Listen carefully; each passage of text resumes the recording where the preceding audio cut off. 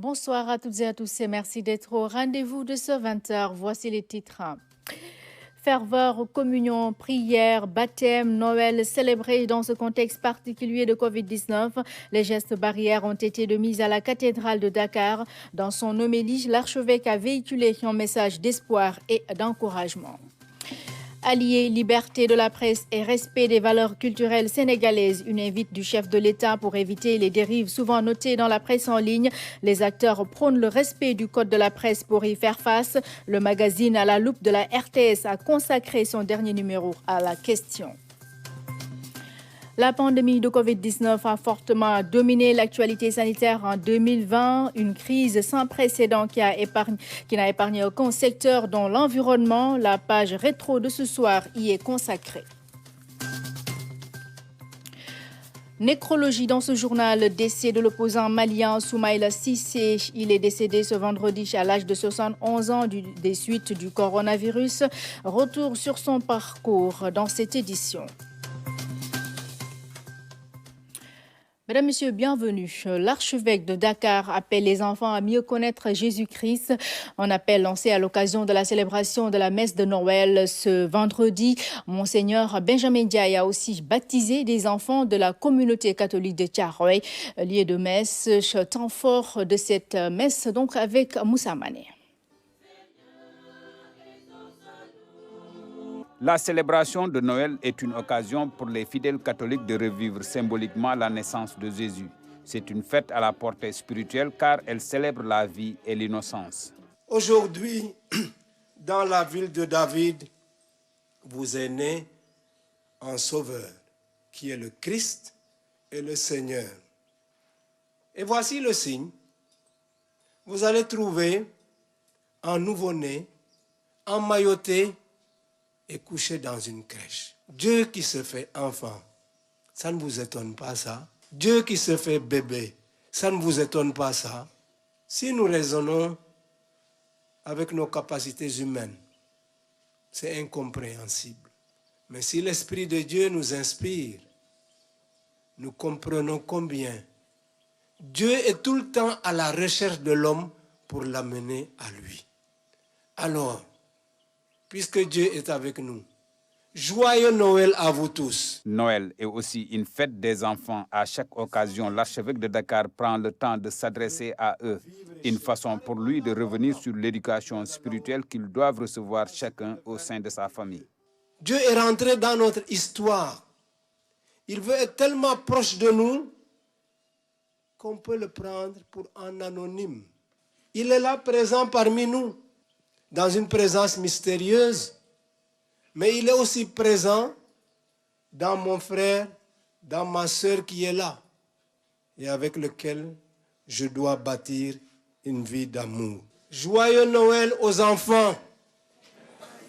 Cette messe a été aussi une occasion pour certains parents de baptiser leurs enfants, une cérémonie pleine de symboles puisqu'elle a permis aux fidèles présents de se confesser à nouveau. Tous croient en Jésus-Christ, à l'Esprit Saint, à la Sainte Église et à tous les mystères de la foi.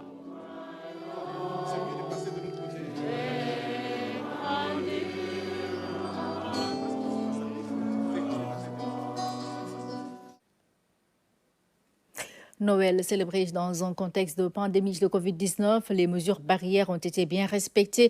La messe de minuit qui marque le début des festivités a été dite par Monseigneur Benjamin Ndiaye. Dans son homélie, l'archevêque de Dakar a délivré un message d'espoir et d'encouragement. Kaltoum Gueye revient ici sur les temps forts. Noël fêté dans un contexte de pandémie. La Covid-19 n'a rien enlevé à la solennité de cette célébration. Célébration qui rime avec respect des mesures barrières. À la cathédrale de Dakar, les fidèles ont répondu à l'appel. La messe qui marque la nativité s'est faite dans la communion des cœurs. Noël où il nous est né un enfant et il nous est né Jésus-Christ. Et vous l'avez si bien dit également, nous avons assisté à cette messe qui a été dite par son Excellence l'archevêque de Dakar, M. Benjamin Ndiaye, à qui nous souhaitons longue vie et beaucoup de santé. D'ailleurs, je pense au retour parce que aussi les messes ont été à un certain moment suspendues. Donc il est revenu et en forme avec une homélie très dense, très riche et très profonde, je dirais même, et avec beaucoup d'enseignements. Nous pouvons le dire avec fierté, l'attitude de l'Église catholique a été très responsable et on en interpelle aussi au sens de la responsabilité de tous les Sénégalais. La pandémie est en train de reprendre et ce message-là, chacun à notre niveau devrait pouvoir le diffuser pour que tous ensemble, nous ayons la même attitude. Et c'est ensemble que nous vaincrons cette pandémie. Actualité oblige, la Covid-19 dicte sa loi. C'est pourquoi l'homélie a débuté par un message d'encouragement à l'endroit du corps médical, mais aussi d'espoir pour la fin de la pandémie. L'archevêque de Dakar est revenu sur les missions de celui qui est appelé le Sauveur, le Messie ou encore le Seigneur. Chers amis, en ces temps difficiles, avec les risques sanitaires que la pandémie du coronavirus fait courir à notre humanité, une humanité blessée et meurtrie, ne succombons pas pourtant à la tentation de la désespérance. Avec Jésus-Christ, Dieu nous a tout donné. Sa naissance dans la vie des hommes est la preuve palpable que Dieu nous aime et qu'il ne nous abandonne pas. Nos détresses du moment ne doivent pas détruire notre espérance, car comme dit l'apôtre, l'espérance ne déçoit pas parce que l'amour de Dieu a été répandu dans nos cœurs par l'Esprit Saint qui nous a été donné. Noël, une fête qui ranime l'espoir.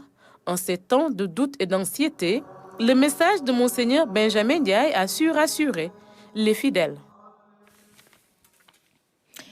Et la communauté chrétienne de Kaolack a aussi célébré Noël. Ils étaient nombreux, les fidèles, à prendre part à la messe à la cathédrale Saint-Château-Théophile. Dans son homélie, l'évêque a véhiculé des messages de sensibilisation sur la pandémie de Covid-19.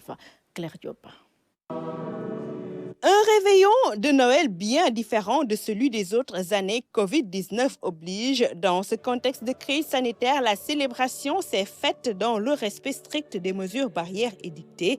Particularité qui n'a pas empêché à ses fidèles chrétiens de fêter la nativité de l'enfant Jésus dans la plus grande dévotion. C'est ce qu'on voulait et comme on a eu le temps de le faire, nous ne pouvons que rendre grâce à Dieu. Aujourd'hui, nous sommes très satisfaits et nous sommes très contents. Joyeux Noël pour tout le monde. L'évêque du diocèse de Kaolack a dirigé la messe à la cathédrale Saint-Théophile. Dans son homélie, le sujet de la pandémie figure en bonne place. Au cœur des moments obscurs de cette pandémie, nous nous sommes surpris en train de nous questionner. Que nous arrive-t-il? Où est Dieu? Noël que nous célébrons aujourd'hui vient nous rappeler que Dieu est Emmanuel. Il est avec nous. Noël ou fête de la joie à la portée spirituelle forte. L'occasion est saisie pour revisiter en profondeur l'histoire de la famille de Nazareth, Jésus, Marie et Joseph. Ce nouveau-né, emmailloté et couché dans une mangeoire, est le Messie du Seigneur. Il est l'image du Dieu invisible. En lui resplendit le Tout-Puissant. En cette nuit spéciale, ses frères et sœurs en Jésus-Christ ont célébré la messe de Noël sans se tenir la main ou même s'embrasser. N'empêche, la démarche de foi a été vécue avec la paix et la joie dans les cœurs. Nous restons à Kaolack pour parler du démarrage des travaux d'extension de l'aérodrome de Kahone. Plus de 160 maisons ont été démolies. Des indemnisations sont prévues pour les impactés. Nous retrouvons Claire Diop. Sur Sur presque 2 kilomètres, que des amas de pierre, le bulldozer trouvé sur place détruit tout sur son passage. 162 maisons sont concernées et c'est tout un quartier qui est ainsi rasé. Nous sommes à Kaoun, sur la Nationale 1, à la sortie est de Kaolack. Ici, un projet d'extension de l'aérodrome est en cours. La direction de la surveillance, du contrôle et de l'occupation des sols a procédé à la démolition des constructions irrégulières sur l'emprise de la SECNA. Ce terrain-là appartient à l'État du Sénégal. C'est le titre foncier 2917 qui appartient à l'État du Sénégal. Donc, quand l'État du Sénégal a besoin de ce titre, il a le droit donc de le reprendre. Tristesse et consternation sont les sentiments les plus partagés par les familles victimes. Pour bon nombre, c'est le projet de toute une vie qui vient d'être démoli. Être déguerpi du lieu où vous avez tout investi pour avoir au moins un repos éternel, une paix sans problème. Les victimes déplorent le manque de communication autour de ce projet. Nous n'avons pas été avertis à temps. La DESCOS est venue faire une réunion avec nous et le lendemain, les éléments avec des bulldozers ont détruit nos maisons. Accusation que les autorités locales réfutent. Une sommation a bel et bien été servie aux concernés et à temps. Le préfet aussi avait pris un autre arrêté portant création ou bien réactivation de la commission de recensement et d'évaluation des impasses. Et à partir de ce moment, il a eu à tenir beaucoup de réunions, beaucoup de rencontres. Un recensement complet est fait pour indemniser toutes les familles déguerpies. Ce projet d'extension de l'aérodrome de Kaolack sera d'un apport considérable pour l'économie locale. L'émergence de la zone est recherchée. Et nous en venons à la page rétro de ce journal, l'année 2020, avec son lot d'événements comme le vote de la loi sur le plastique, les campagnes de reboisement, la célébration de la journée de l'arbre et de l'ozone. Côté événements malheureux, nous allons parler de l'impact de la pandémie de Covid-19 qui a causé la fermeture du parc de Hann, la mort des gazelles oryx en cours de transfèrement avec les menaces sur la corniche sont autant d'événements qui ont jalonné l'année 2020. La rétrospective environnement est signée Abibou Mbaye. Premier acte fort posé en 2020 dans le domaine de l'environnement et du développement durable, le vote de la loi 2020-04 du 8 janvier 2020 relative à la prévention et à la réduction de l'incidence sur l'environnement des produits plastiques. La loi est entrée en vigueur le 20 avril 2020. Depuis, des résistances sont notées, des saisies opérées pour limiter le péril plastique. 2020, c'est aussi le démarrage de la campagne de vulgarisation de la loi et son bilan d'étape. Célébration de la journée de l'arbre, le 9 août, avec comme arbre parrain le baobab ou Adam Sonia Digitata. Le chef de l'État a planté son arbre à Diamniadio et lancé la campagne 2020 de reboisement.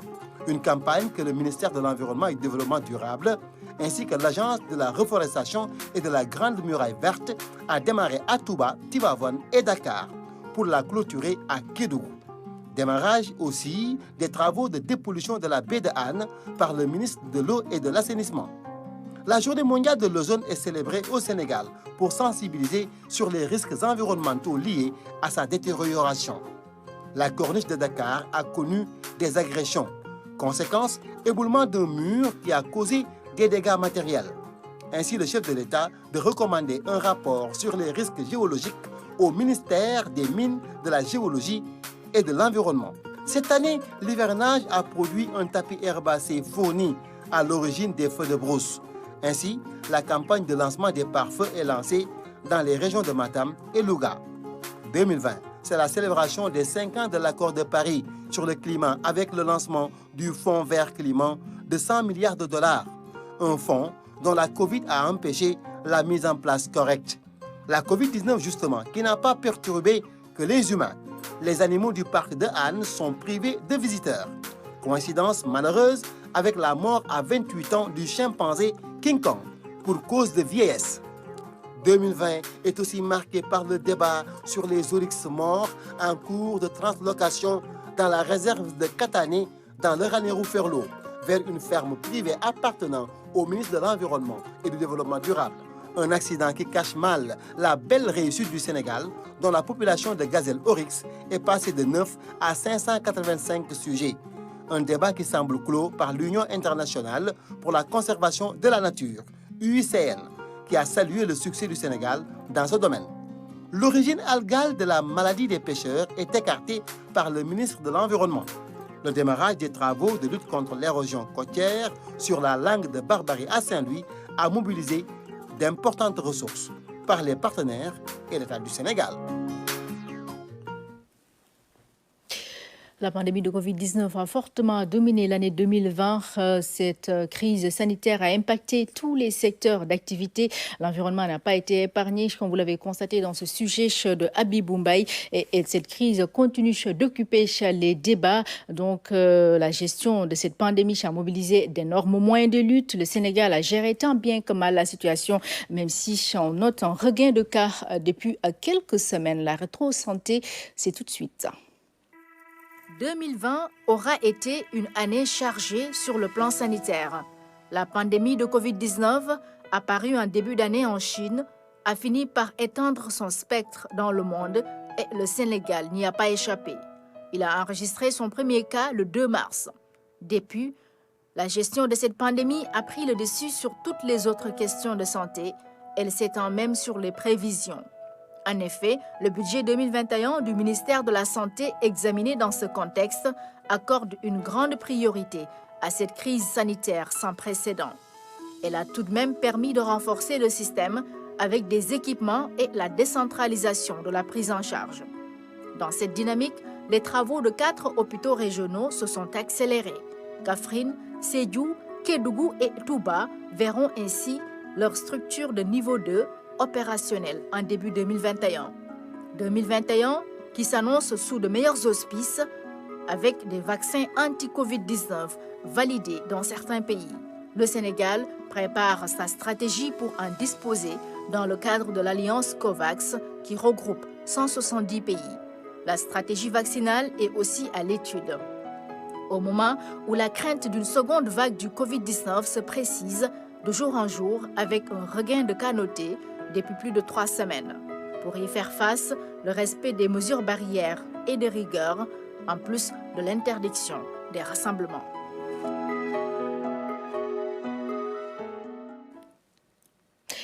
Et pour le programme rétro de ce soir, nous retrouvons Anne-Marie Gomis dans l'autre studio. Bonsoir Anne-Marie. Et alors, quel est le menu de ce soir pour la rétro ? Bonsoir, Oumou Baldé, à la une de ce 3e numéro, la société et l'éthique, les technologies de l'information et de la communication, 2 secteurs au vécu opposé. Le social, marqué cette année par les contraintes sociales liées au Covid-19. Tout le contraire du numérique où l'on note une percée notable des startups, l'intelligence artificielle qui fait des pas de géant pour transformer le monde. Voilà pour l'essentiel de ce soir. Voilà, merci Anne-Marie Gomis. On aura le plaisir de te retrouver après ce journal pour le développement de cette page rétrospective 2020. Nécrologie, décès de l'opposant malien Soumaïla Cissé. Il est décédé ce vendredi à l'âge de 71 ans des suites du Covid-19. Retour sur son parcours avec Moussa Mané. L'annonce du décès a été confirmée par sa famille et son parti, l'URD. Soumaïla Cissé est décédé ce jour en France où il a été transféré pour des soins du Covid-19. Âgé de 71 ans, Soumaïla Cissé est une figure de l'opposition au Mali. Il avait été enlevé le 25 mars alors qu'il faisait campagne pour les élections législatives dans la région de Tombouctou. Il avait été libéré en octobre, soit 6 mois de captivité aux mains des djihadistes. Soumaïla Cissé a été à 2 reprises deuxième de l'élection présidentielle face à Ibrahima Boubacar Keïta. Ancien ministre, il a été aussi président de la Commission de l'Union économique monétaire ouest-africaine. Après sa libération, il n'avait pas encore formellement exprimé son intention de se relancer en politique ou s'il comptait se relancer à la présidence. Certains de ses partisans le voyaient déjà au palais Koulouba. À la fin de la transition, avec le décès de Soumaïla Cissé, c'est une figure de la classe politique malienne qui disparaît, affirme Bandaou, président de la transition. Soumaïla Cissé s'en va à un tournant critique de notre évolution en tant que nation, a-t-il ajouté. Sur l'international, toujours au Niger, plus de 7 millions d'électeurs sont appelés aux urnes pour élire leur président et députés. Une trentaine de candidats sont en lice pour le fauteuil présidentiel et 171 pour l'Assemblée nationale. La commission de la CEDEAO a été reçue par le ministre de l'Intérieur pour faire le point sur l'organisation du scrutin. Envoyés spéciaux à Niamey, Papsi Didia et Abasso. 7 446 556 électeurs, 25 978 bureaux de vote, 37 000 agents de sécurité mobilisés, 95% de taux de retrait des cartes et 30 candidats. Ce sont là les chiffres saillants de cette élection législative et présidentielle du Niger. Nous avons pris toutes les dispositions nécessaires afin que ces élections se déroulent dans la paix et la tranquillité. Il y a un état-major mixte sécuritaire qui a été mis en place spécialement pour la sécurité. Un plan de sécurisation des élections a été élaboré et actuellement mis en œuvre. Et nous avons également demandé à nos amis et partenaires de nous appuyer dans ce processus-là. Et donc, un cordon sécuritaire, évidemment, a été mis en place et nous pensons que cela va se dérouler dans de bonnes conditions. Ce face-à-face avec le ministre de l'Intérieur et le président de la mission de la CEDEAO a été l'occasion de passer en revue le processus électoral. Le ministre nous a rassuré de ce que les élections seront paisibles, transparentes et acceptables par tous. L'engagement des autorités républicaines est très fort dans le cadre de la démocratisation réelle du Niger et qu'à travers ces élections qui vont se dérouler, ce sera une passation de commandement en bonne et due forme d'un régime à un autre. So, movement from an elected democratic government. Derrière moi, le palais de la République du Niger, à quelques heures de la clôture effectivement de cette campagne en direction de la présidentielle du 27 décembre 2020. La capitale Niamey retient son souffle. Et comment ne pas mentionner effectivement la participation de plus de 7,5 millions d'électeurs pour élire le prochain président de la République et des députés au Parlement. Et comment ne pas citer le président Mahamadou Issoufou qui avait dit « Mon désir le plus ardent est de passer le pouvoir en 2021 à un successeur démocratiquement élu et ce sera une première dans l'histoire de notre pays ». Fin de citation. Qui des 30 candidats sera le prochain président de la République du Niger? Les prochaines heures ou jours nous édifierons. Merci, Abasso. Un diagnostic du système de l'état civil sénégalais. C'est avec cette activité que l'OFNAC a clôturé sa quinzaine dédiée à la sensibilisation contre la corruption. Les acteurs des collectivités territoriales y ont pris part. Ousmane Doya. Cet atelier sur la gouvernance de l'état civil avec en toile de fond le système qui le génère. C'est parce que l'état civil constitue un maillot essentiel de la vie de tout citoyen qu'il faut s'y pencher pour déceler toute forme d'incohérence, d'où la synergie État-OFNAC. Nous nous réunissons pour scruter la gouvernance du secteur de l'état civil, toujours en parfaite intelligence avec les experts qui l'animent. C'est d'ailleurs pour moi l'occasion de remercier bien sincèrement M. le ministre Oumar Gueye pour l'intérêt qu'il accorde à cet atelier, sa franche collaboration, la disponibilité et l'importante contribution de la direction de l'état civil et des services de son département dans les travaux préparatoires du présent atelier. La tenue de cet atelier annonce une autre dimension de la gestion du système de l'état civil, celle liée à l'amélioration de ce système de fond en comble.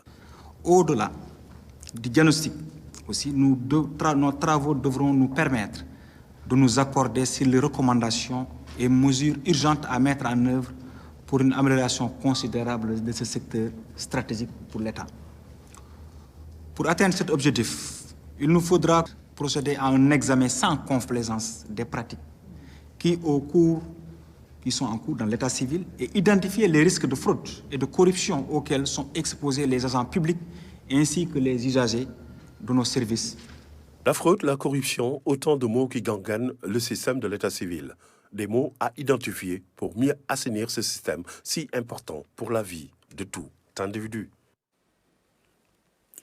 Renforcer la sensibilisation des acteurs de la presse en ligne afin de préserver nos valeurs culturelles.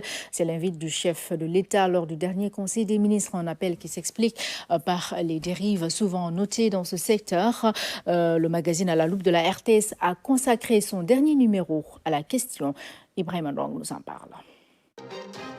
À la loupe, le contenu de la presse en ligne, une nécessité, un sacerdoce pour les pouvoirs publics. C'est pourquoi le président de la République en appelle à la responsabilité de tous. En Conseil des ministres, tenu ce mercredi 23 décembre, Macky Sall a demandé au ministre de la Culture et de la Communication, en relation avec le CNRA, Conseil national de régulation de l'audiovisuel, de renforcer la sensibilisation et de veiller au respect des dispositions du Code de la presse. Les sites pullulent comme des champignons. Beaucoup de sites qui pullulent, des gens qui, à partir même de chez eux ou de leur voiture ou même de leur chambre ou de leur chambrette, créent des sites et font du n'importe quoi. Et c'est dangereux. Et c'est tellement dangereux qu'on ne sait pas ce qui pourrait advenir demain. Parce qu'en fait, aujourd'hui, ils ont tous un bidon d'essence et un briquet de l'autre côté. Ouais. Ils peuvent brûler le pays à tout moment. Brûler le pays pour ne pas dire une bombe à retardement qu'il faut désamorcer le plus vite possible. Mais une question taraude les esprits. N'existe-t-il pas de cadre juridique pour réglementer ce secteur? Il s'agit de la loi qui portant sur la ARCA. Projet de loi qui est déjà fini, qui est déjà prêt depuis, mais qu'on ne veut pas mettre en œuvre. Pourquoi? Je ne sais pas. Le message est donc clair. Reste maintenant à appliquer les textes pour éviter les dérives de certaines presses en ligne. C'est cette presse-là qui a permis 2 alternances politiques au Sénégal, 2000 et 2012. Mais on perd de plus en plus les acquis de cette presse libre, indépendante. Toutes les dérives dont vous parlez là, ce ne sont pas des journalistes. C'est comme vous dites, des animateurs, des gens qui sont rentrés par effraction dans la profession. C'était favorisé par l'ancien code de la presse, comme je disais tantôt. Le deuxième alinéa, qui était un alinéa fourre-tout et qui était véritablement un alinéa qui avait fait en sorte que les frontières de la presse étaient des frontières poreuses. Ce qui en dit long sur le manque notoire et caractérisé du professionnalisme de certaines presses en ligne. Dans un monde où la digitalisation gagne de plus en plus de terrain, il urge de faire appliquer la loi dans toute sa vigueur pour sauvegarder nos valeurs et consolider le climat de paix qui règne au Sénégal. L'Internet serait-il en train de devenir une porte d'entrée à tous les interdits? On doit le craindre tant le réseau des réseaux est utilisé pour troubler la quiétude d'honnêtes gens. Dans le milieu éducatif, plutôt que d'être un outil d'acquisition de savoir, il devient un instrument de perversion. Réseaux sociaux, le courage de l'anonymat, c'est une chronique signée Omar Diaoua. L'Internet, c'est un truisme à démocratiser les moyens de communication. Bon ou mauvais, tout dépend de l'utilisation que l'on en fait. Il n'existe pas de réalité virtuelle, une simple illusion d'optique. Réalité et virtuel sont des antonymes et le second est en train de triompher du premier, créant du coup une autre manière d'être. Sur ces néo-territoires virtualisés sans frontières, le pouvoir de l'index sur un écran tactile de la petite souris dicte sa loi à la web community. Cette dynamique sociétale interroge notre rapport aux gadgets supposés nous faciliter la vie, mais qui peuvent nous la pourrir proprement. Lorsque George Orwell écrivait son ouvrage prémonitoire intitulé 1984, on l'avait pris pour un scientiste toqué. Nous constatons à quel point il était juste, peut-être même en deçà de la fiction construite en 1949. Certes, on n'est pas dans un totalitarisme à la Big Brother, avec une police de la pensée, mais nous sommes tous observés, suivis, surveillés, espionnés, tracés ou GPSés, épiés, scrutés. Une inquisition des temps modernes. Des caméras et des micros partout au prétexte d'une sécurité collective, autrement malmenée, par des outils du même acabit. Chaque jour, des milliards d'individus sont pris dans les mailles des réseaux sociaux, désocialisant en ce qu'ils créent une fausse proximité.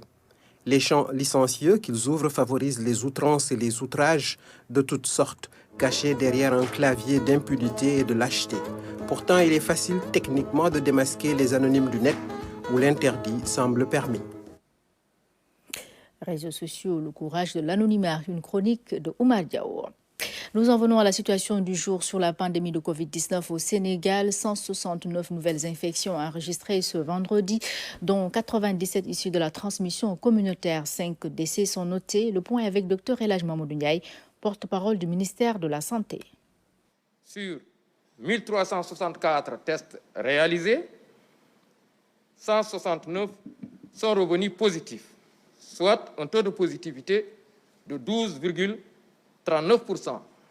Les cas positifs sont répartis comme suit. Nous avons eu 71 cas contacts suivis par nos services, un cas importé enregistré au niveau de l'aéroport international Blaise Diagne de Diass et 97 cas issus de la transmission communautaire répartis comme suit. 12 à Thiès, 10 à Touba, 6 à Kaolack, 5 à Dakar Plateau et à Richard Toll, 4 au Mariste, à la Médina et à Saint-Louis, 3 à Diourbel, 2 à Yoff, Liberté 4, Liberté 6, Mamel, Ouest Foire, Parcelles Assainies, Point E, Rufisque, Sacré-Cœur, Tamba et Yarakh. 1 aux Almadies, à la cité Djily Mbaye, cité Keur Gorgui, cité Mixta, Colobane, Dara, Darou Mousti, Derklé, Grand Médine, Guédiawaye, Guinguinéo, Linguère, Louga, Mermoz, Ouakam, Patte d'Oie, Sokone et Zone B. 43 patients hospitalisés ont été contrôlés négatifs et déclarés guéris. 28 cas graves sont pris en charge dans nos services de réanimation. 5 décès ont été enregistrés ce jeudi 24 décembre 2020. L'état de santé des autres patients hospitalisés est jugé stable. À ce jour, 18 369 cas ont été déclarés positifs, dont 16 785 guéris, 386 décédés et donc 1197 patients sous traitement. Le ministère de la Santé et de l'Action sociale exhorte les populations au respect strict des mesures de prévention individuelle et collective, tout en leur faisant les recommandations du jour, notamment prenez soin de vous, de vos proches et de la communauté et veillez sur les recommandations du jour, notamment le port de masque bien ajusté, couvrant la bouche et le nez, le lavage régulier des mains à l'eau et au savon, le respect des distances dans les lieux publics. Le programme d'appui à la modernisation de l'administration PAMA et le groupe La Poste ont signé une convention de partenariat. La Poste se chargera de collecter, d'acheminer et de livrer au ministère de la fonction publique et du renouveau du service public les dossiers des usagers de l'administration qui sont déposés dans les bureaux relais du service public. Une grande innovation pour l'administration et le groupe La Poste. C'est un reportage de Awa Ndiaye. Le programme d'appui à la modernisation de l'administration PAMA et le groupe La Poste ont uni leurs forces grâce à un partenariat. La modernisation de l'administration est un programme important de l'État du Sénégal. Pour mieux assurer la demande, il était nécessaire de pouvoir collaborer avec La Poste, qui est présente dans toutes les régions, dans toutes les localités du Sénégal, pour acheminer le courrier. Parce que souvent, c'est des bureaux, certes, qui accueillent des fonctionnaires et des non-fonctionnaires qui viennent souvent pour demander le complément de dossier, mais aussi pour déposer des courriers physiques. Et je crois que là, le service le mieux indiqué, le plus sûr, le plus sécure, c'est La Poste. La Poste, en tout cas, est tout à fait disposée à offrir son réseau, est disponible, en tout cas, dans son cœur de métier, à apporter tout ce qu'il faut pour permettre à votre programme, en tout cas sur le plan qui nous concerne, d'améliorer la modernisation de l'administration avec plus de célérité, en respectant les délais et en sécurisant les envois. Et donc nous savons faire la collecte, l'acheminement et la distribution avec, en tout cas dans le cadre de cette convention, avec les délais prescrits. Abdoulaye Bibi Baldé a remercié le PAMA qui a confiance à la Poste pour le transfert des dossiers des usagers de l'administration qui sont déposés dans les bureaux relais du service public. Le bureau relais de la région de Kaffrine a démarré la phase test. L'expérience entre le PAMA et la Poste a été appréciée par les autorités. Voilà, ainsi se referme cette édition. Mesdames, Messieurs, merci à vous d'avoir été au rendez-vous. Vous pouvez également nous retrouver sur nos différentes plateformes digitales. Dans nos programmes de ce soir, votre magazine Santé Mbasmi avec Ramatadem et le journal de la rétro avec Anne-Marie Gomez. Très belle soirée sur la RTS1.